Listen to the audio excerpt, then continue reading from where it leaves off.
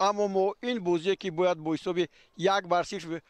میبردیم یا غلبه میکردیم و 3 امتیاز میگرفتیم همه رو از دست دادیم. چی بود در این وخوری؟ پیش از همه ما خیلی شروع خوب داشتیم. خوب با من باز انور میرزایف هستند، برنامه بعدی بازی است و بیایید حالا لحظه های بازی رو هم میفهمیم و با انور میرزایف صحبت میکنیم. شما این بازی رو چگونه دریافتید؟ بازی برابر بود. بازی برابر بود. معلوم بود که دسته اردن نسبتاً ممکن جسمانی خوبتر بازی میکرد و از حسابی قد و بست هم اونها کمتر نسبتی بچه های ما بلندتر بودند. من راستی فکر کردم که از اولی بازی که اونها باز خیلی خوبتر بازی میکنن، اما نه اونقدر خوب. اصلا در قسم پیش در هجوم اونها حالتهای گلزنی هم گویم نداشتن. خطا نمیکنیم برای اینکه بچه‌های ما ناصر خوبتر بازی کردن. حالتهای خوبی گلزنی از ما بود. از اولی بازی دوستی حالت خوبی بازی احمدونی یک بار خوب بازی کرد، دو سه مرتبه بچه‌های دیگه علیشیر هم یک بار حالت خوب داشت، اما افسوس حالا اینجا پرتوبه که حالا ما اینجا ببینیم علیشیر جلیلوف خیلی توبی خوب رو پرتوب با احمدونی کمالوف، اما احمدونی خیلی دیر موند. حالا یک بار دیگر دوستان گرامی این لحظه های دیگری وخوری رو که اینجا ما میبینیم، این ضربه فوتبال بازی دسته اردن بود. این نایمت که در آخر کاری خود را کرد. نه این حالا این ضربه که میزند که پیش دسته میزد، اما دیگر حالت های بودند که در این وخوری بسیار هم خطرناک بودند. هم اگر در قسم اول ما همگی یک ضربه دسته ما با سوی دروازه رفته باشد، پس از رقیبان 2 مرتبه بود و 2 مرتبه هم رستم سویروف بسیار عالی بازی کرد. در ببخشید رستم یتیموف کمی اینجا بعد که با حساب 1-0 واسه پیش بر اومدیم، من کلا الکی با همون طرزی که غلبه میکرده باشیم خود رو از دست داده بودم. حالا که اینجا برگشتم و رستم یتیموف در حقیقت عالی بازی کرد در 2 موردی که برای ما خیلی خوب بود. ولی از چی باشد که فوتبال بازون ما همین گونه حالت‌های با وجود آوردن، اما با گل زدن نتونستن. ما بسیار در برای گل زدن نتونستیم صحبت میکنیم. اگر مشاهده کرده باشید ما در حالت‌های در وقت هجوم یگانه رستم در پیش بازی میکرد. در قسم پیش رستم سویروف معلوم بود که یک نفر دیگر نمیرسد، یعنی که علیشیر جلیل گرچه بسیار کوشش میکرد اما زیادتر باید در مرکز میدان بازی میکرد. از همین سبب مشکل تر بود برای او برای در گل زدن. برای همین هم برای ما در کار بود که دوم حمله‌ور هم باید بازی میکرد. ما برای غلبه بازی میکردیم حتما و بچه‌ها بسیار زیبا بازی کردن، اما در چه که شما دیدید در قسم اولی بازی حالت گلزنی ما کمتر داشتیم. گرچه کوشش بسیارتر بود، مرکز بسیار ناز بازی میکرد، اما برای گلزنی ما حالت خوبی گلزنی رو کم پیدا کردیم و یگانه همون حالت خوبی گلزنی حالت همون احمدونی بود که با دروازه ضربه زد، اما دروازه‌بان توپ رو برآورد و دیگر حالت‌ها بودن بسیار خطرناک بودن. اما راستی هراسی من از تیم اردن بود. اونها بسیار با یک سرعت تیز با پیش میگذاشتن و با توپ بسیار تیز کار میکردن. من همین حالت رو گفتم بود که خیلی خوب ضربه زد. من از این همین یک کانتر هراس داشتم که اونها میتونن که در قسم اولی بازی از خطاگی محافظه‌گران ما استفاده برده گذار، اما بسیار خوب شد که محافظه‌گران ما بسیار نحس بازی کردن، یعنی که در قسم اولی بازی به خطا بازی کردن توانستن که دروازه رو از گل امین دارن، یعنی که بسیار سرجمانه 3 نفر از همین محافظه‌گران ما بسیار نحس بازی کردن. برای همین هم در قسم اولی بازی گرچه که اونها حالت‌های گلزنی داشتن، اما هم دروازه‌بان و هم محافظه‌گران ما بسیار نحس‌تر بازی کردن. در حقیقت چنین بود. ما اینجا دیدیم که فوتبال بازی دسته اردن با 2 حمله‌گر بازی کردند، اما در خط پیش چیزی ایجاد کردن نتوانستند. رستم سویروف هم اینجا خود رو نشون داده نتوانست، چون که همیشه در پرتوفت سیوم ما توپ رو از دست میدادیم یا که زود به پیش میزدیم به سوی پیش که در اونجا کامیاب بشیم، اونجا هم کامیاب نشدیم. با این فکر شما رو شده میتونه و ببینید که چه که ما مشاهده کردیم اونها با 2 حمله‌گر بازی کردن، یعنی که مقصد اونها با غلبه کردن بود. ما هم کوشش به غلبه داشتیم، اما از حساب اون که تاکتیک گرفته سرمربی یعنی که با یک حمله‌گر مشکل تر است. رستم سویروف ما باید از حساب اون با اون تیم که او در میدان چقدر حالتهای گلزنی کرد نه او در وقت بازیش یک چند حالتهای خوب و استفاده برده با محافظه‌گران دسته حریف رو غم داد یعنی که ناممکن آنها توپ رو نقص قبول کنند این حالت بال آورده است که دیگر بازیگران با مثل حمدانی و مثل علیشیر حالتهای گلزنی رو پیدا کنند یک حالت دیگر بود که علیشیر میتونست که یک پاس خوب به او دادن با ارتباط خوب بود اما توپ رو با هوا زد در قسم اولی بازی همین خیلی بود دو سه حالت دیگر بود که بچهای ما میتونست که رستم سویروف نه دیگر بچه‌ها میتونست که با دروازه احسان هم ضربه‌اش خوب بود خوب صد گذاشتن علیشیر هم ضربه زد صد گذاشتن بله داشتن بسیار کوشش کردن بچه‌ها من درستی برای این همین حالت رو من میگم وقتی که علیشیر ضربه زد و بسیار کانتر سرویس شد بله و این در این حالت باید همین یک ضربه بسیار قوی‌تر زدن که ای با دروازه زدن که دروازه‌بان خطا کند خطا اقلا که دروازه‌بان خطا میکرد بود برای من یک میشد که بود دیگر چه که شهرام سمیر گل زد وقتی که ما زیادتر با هجوم گذاشتیم و با اون آورده رسوندیم که شهرام سمیر در حالت خوب در جای درکوری بود و توپ رو با دروازه زد بله اما در حالت‌های دیگر هم نیم محافظه‌گران ما و هم حمله‌گران ما توپ رو بلند با دروازه می‌زدن این بسیار کمتر نگران کننده بود برای همین در قسم اولی بازی ما نسبتاً گرچه که بازی خوب داشتیم اما حالت‌های خوبی گلزنی نداشتیم به هر نحو من دوستان گرامی یادداشت داشتم که در نیمه اولی بازی 57% تو در پیش پا نگاه داشتن به ما منصوب بود 57-43 خوب از نگاه ضربه ها من به شما گفتم یک ضربه که اولو حمدانی گفتیم اون ضربه مستقیما بود اما در مقابل 5 ضربه که فوتبالبازان دسته اردن زدن خوب دروازه رو نگاه داشتن از جانب هر دروازه بلا یک بر یک بود برابر بود در وقتی ویران کردن قاعده ها 8 قاعده رو اردنی ها ویران کردن 7 مرتبه ما اما چیز دیگر رو هم باید گفت که در قسم اول اردنی ها بیشتر ضربه های کنجی زدند ولی موفق هم نشدند من از یک چیز میترسیدم که حالت های استانداردی یا که همون حالت هایی که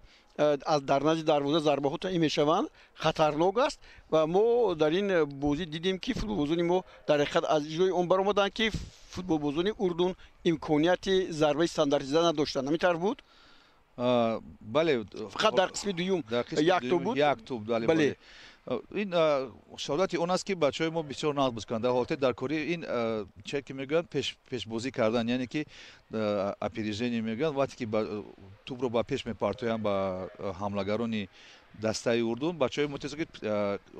کانتر پیش دستی کرد توپ رو گیرنده این دو سه حالت همین خیلی شده بود و بچهای ما خوب بود در قسم اولی بازی اما در قسم دومی بازی هم حالتی که دروازه ما حالت استانداردی تعیین شد هم حالت هم وقتی که حمدانی با پیش برآمد میخواست توپ رو گیرد اما با پای حریف زد و او رو افتاند و از همین حساب و من فکر دارم که بازی بچه‌ها بازی خوب بود بد نبود اما در آخر بازی من یک مشاهده کردم که در دو سه بازیگر ما از حساب خستگی نه اونقدر خوب بازی میکردن و با فکرم با او بودشون میخواستن با سرمربی فهمونن که وقتی عوض کردن اونها رسیده است اما با فکرم او همین حالت رو ندید دو سه حالتی که در قسمی در همین طرف راست میدان در وقتی که احسان بازی میکرد در 10 دقیقه اخیر دو سه حالتی بود که وقتی که با احسان پاس میتیند تو میپرتن او سرعتش بسیار سست شده بود خستگی معلوم بود و در همین حالت با سرمربی فکر دارم تیزتر بود خیلی که احتام نظرف تمام قوت خود رو داد دیگر قوتش نمونده بود و برای همین وقتی که دو بار با زمین افتاد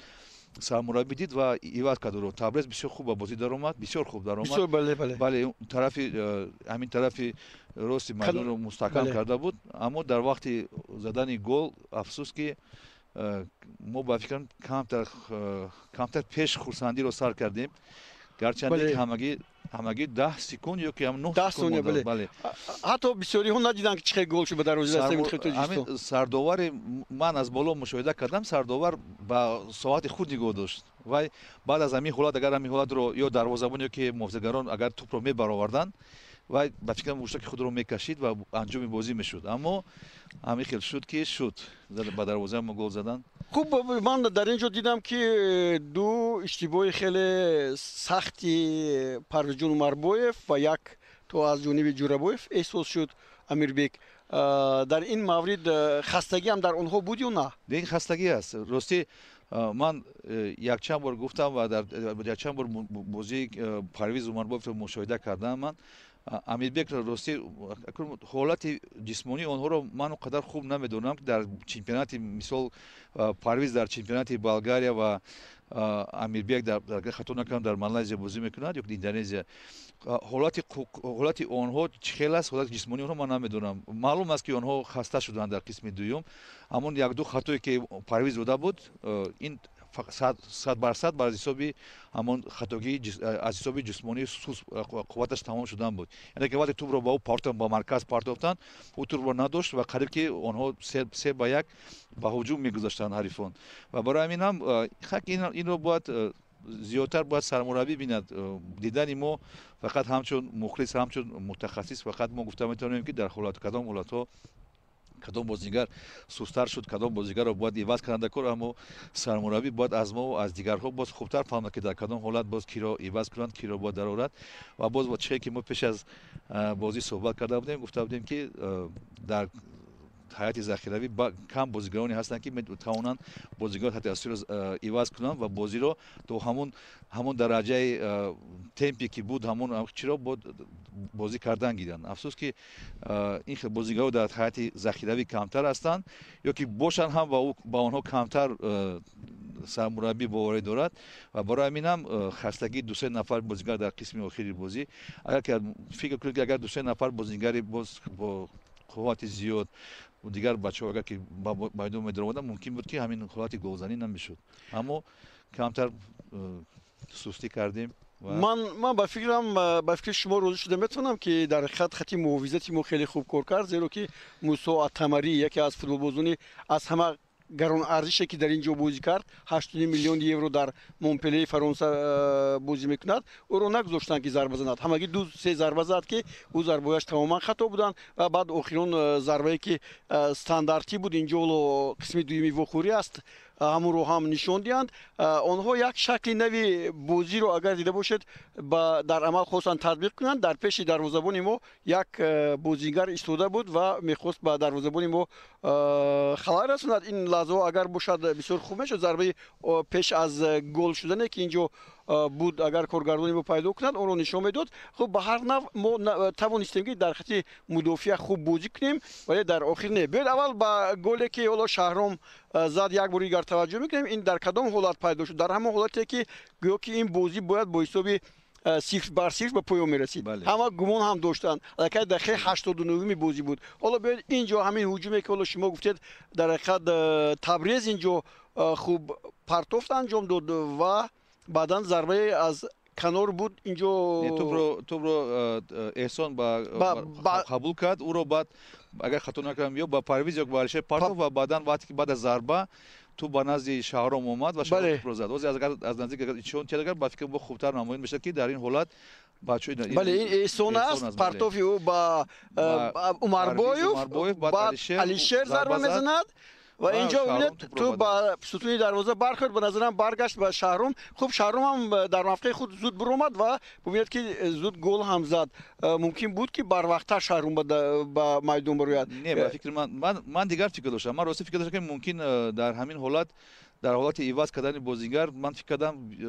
ما همونجا با دیگر صحبت داشتیم من فکر کردم که خب با متخصص نشسته بودید شما بله و با خلاصه برآمد که ممکن یگان نیم موزگر رو از میدان گیرد و یک با دو حملهگر ما بازی کنیم برای که وقت کم مونده بود و بعد حتما باید گل می‌زدیم اما وقتی که رستم رو از بازی گرفت گرچه که رستم در اون حالت مخصص نشده بود و میتونست که باز یوریتیات بکرد با دسته اما عوض کردن و شهرام بر وقت در آمدن یا در آمدنش اگر که به شرطی که اگر که رستم سویری در میدان میموند و شهرام می‌درآمد نقض میشد یعنی که ما زیادتر به هجوم می‌داشتیم بچه‌ها می‌فهمیدن که مقصد سرمربی این گل زدن گل است و به پیش هجوم می‌کردند اما یک ترسی اون با فکرم بود که از عوض کردن شهرام با نیم محافظه‌گر ممکن است که بازی بین گم شود از این با فکرم کمتر سرمربی هراس و برای من یگان کس از بچه‌های نیم محافظه‌گر عوض نکرد حمله‌گر رو با حمله‌گر عوض کرد و درست کرد و ما فکر من بسیار گرچه که شهرام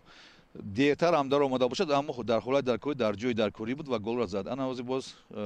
حالا بیاد این تو بکی حالا محض فوتبال باز یاسان نایمد زد این دیده باشد اگر در قسم اول هم یک ضربهش رو رستم بسیار با دشواری برگردونید و پیش روی او رو نگرفتند و بیاد محض با وحدت حنونوف در همون جا هست. من تماشا کردم این حالت رو از دور خیلی نمایان نبود و من تماشا کردم این بینید که در وقتی که حملهگر دسته نیم موزهگر دسته اردن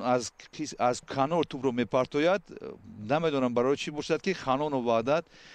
توپ رو نگاه میکند یعنی توپ رو نمیبرد اشتباه از همین جو بود از حساب همین باشد که نه یکی از اشتباه این است این ببینید که یک از اشتباه این است که ببینید که یک از اشتباه این است که پاش رو نبرداشت بله ممکن از حساب همین است که او در پرسپولیس در حالت اصلی بازی نمیکنه یعنی که در حالت درکوری گرچه که امروز در تو دقیقه 91 بازی 92 بازی وحدت خانان بسیار خوب بازی کرد بسیار حالتهای خوب رو با ما یاری رسوند با دسته که از گل ایمن داشت حتی با پیش رفت برای گل اما در این حالت من فکر دارم که امید داشت که دروازه‌بان ما اوزی پرواز کرده با یک جهش خوبش توپ رو میگیرد با فکر من برای همین با فکر با ترس داشت که ممکن با پشت دراز کرد و همون دروازه‌بان ما رو مایل می‌کرد اما ببینید که رستم یتیموف هم امید با موزگران داشت ببینید یک همگی یک حمله یک نفر بود همگی یک نفر بود 4 نفر موزگران ما بودن ببینید که یک نفر همگی گزارش رو اینجا گزارشش از کنار راست از همین جایی که بولو ایستادیم از همین جا بود اینجا امکان دادن که این بازیگر خیلی پیش رود و بعداً خوب دوستان گرامی حساب 1-1 شد اما من فکر میکنم که این شکلی که بازی اینجا بود در اردن این گونه بازی نمیشود ما اکنون یک چی گفتن میخوام ما فقط مهمان نواز هستیم ما فقط میتونیم با دروازه گل سرتیم ما میتونیم که نسبت حریف سست‌تر بازی کنیم ما میتونیم که مهمان رو از خانه خود خفن نکنیم و بعد خرسند از مراتب با همین حالت‌ها در حالتی که اونها از خودشون باور نداشتن که در این بازی اقلا یک خول میگیرن ما با اونها توفیق کردیم از حساب بسیار خلق نرازاری خودمون در سفر من صد به صد با شما میگویم که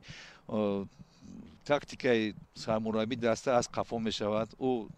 در دوام 90 دقیقه در قفا بازی میکند و فقط محافظت میکنند اگر که دسته اردن نتواند گل زدن حساب مساوی خواهد شد اگر با فکر من اردن اکنون در میدان خود این خلوات را هیچ وقت با چی نمیموند ببینید که در دوام یک دقیقه که بود همگی داشتن همون یک دقیقه توپ رو با دروازه ما زدن استفاده برو اگر ما بر وقت‌تر تو می‌زدیم میگید که شما بر وقت‌تر گل می‌زدن نه ما با فکر بر وقت‌تر گل زدن ما حالت‌ها هم نداشتیم برای ما گوییم که ما بر وقت‌تر می‌زدیم بعد آنها ما رو با جزا می‌دادن نه خیلی نمی‌شد ممکن بود که آنها با دروازه ما گل زدن اگر که رستم یتیموف نبود ممکن آنها با دروازه ما گل می‌زدن با ما مشکل‌تر می‌شد اما آنها در اینجا حمله یک دقیقه برای گلزنی با خود جدا کردن و اون گل رو زدن آنها در اونجا 90 دقیقه وقت دارند در 90 دقیقه آنها فقط در هجوم میشوند و ما فکر داریم این است اکنون خیلی که سرمربی‌ها میگن آنها یکدیگر رو بسیار خوب آموختن اکنون می‌بینیم که اگر چی قدر سرمربی دسته ما پیوتر شگرت تو کدام درجه با قوت از اول قدرت است که تیم رو با بازی جوابی تیار میکند در اردن و ما باید حتما در اونجا اقلا باید بازی رو مساوی کنیم و در دیگر از حساب دیگر بازی‌ها با دیگر رقیبان خود خالهای در کره جمع کنیم و با قسم نهایی گذاریم با ما بسیار مشکل خواهد شد برای که ما در میدان خود با تیمی که من گفتم نمیتونم که از تیم یک سر برقوتر است با آنها مساوی کردیم از جریان بازی معلوم بود که ما ممکن مساوی کنیم تا آخر بازی معلوم که ما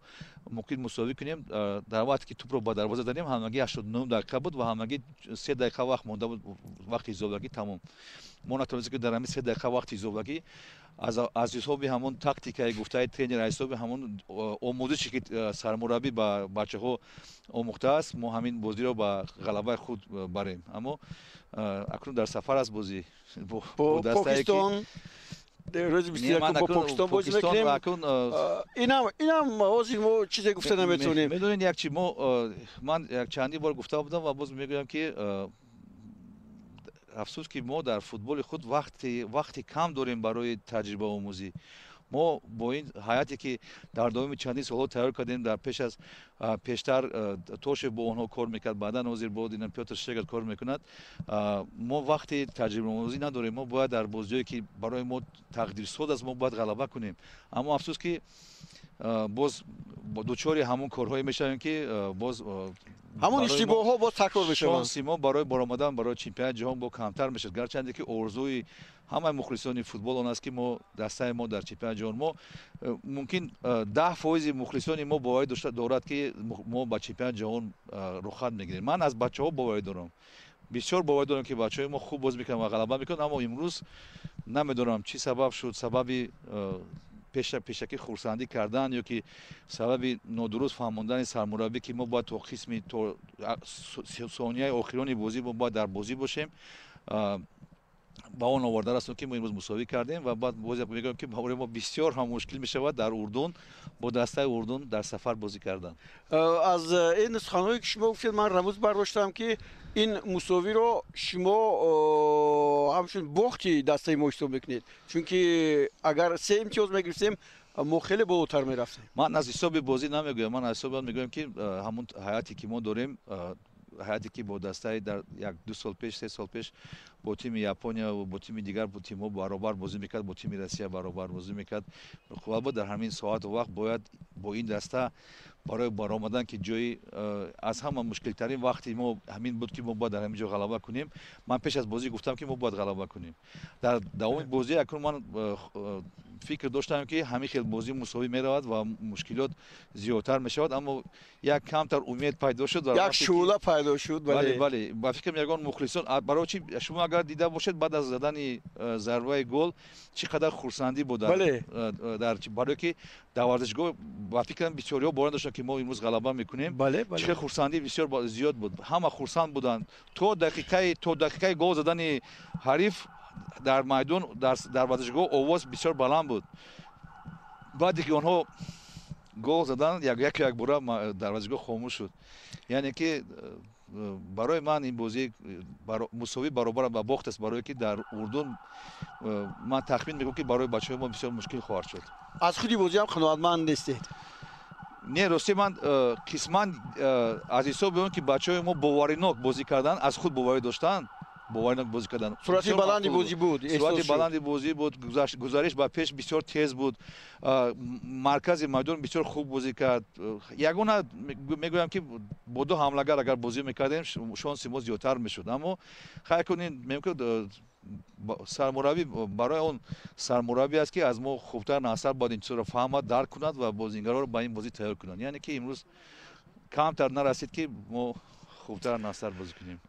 ташаккур Анвар Мирзоев, шумо бо мо будед дар барномаи баъди бозӣ. дӯстони гиромӣ, дар ҳақиқат шарораи умеде ки дар охири бозӣ барои мо пайдо шуд, он шарораро дар як заррае дар ҳамагӣ 10 сония ё худ 3 сонияи дигар футболбозони дастаи Урдун барбод доданд ва мо як имтиёз гирифтем. дар ҳақиқат рост мегӯянд ки дар Урдун дар муқобили ин даста бозӣ кардан барои мо бисёр душвориҳои зиёде пайдо хоҳад шуд, аммо мо боварӣ дорем ки дастаи мунтахаби Тоҷикистон аз баъзе ҳолатҳое ки дар ин бозӣ буданду мо натавонистем гӯем фурсатҳои зеборо омода кунем ва зарбаҳои росто ба дарвозаро занем, аз ҳамин хулоса мебаранд ва бозиашонро тағйир медиҳанд. бо умеди он ки дар Покистон ғалаба мекунем ва баъдан бо дастаҳои дигар дар соли 2024 бозӣ мекунем, холҳои ниҳоят заруриро ба даст меорем ва ба даври сеюми ҷоми ҷаҳон меравем. бо ҳамин орзу барномааморо ба поён мерасонем. шоду пирӯз бошед. шабатон хуш.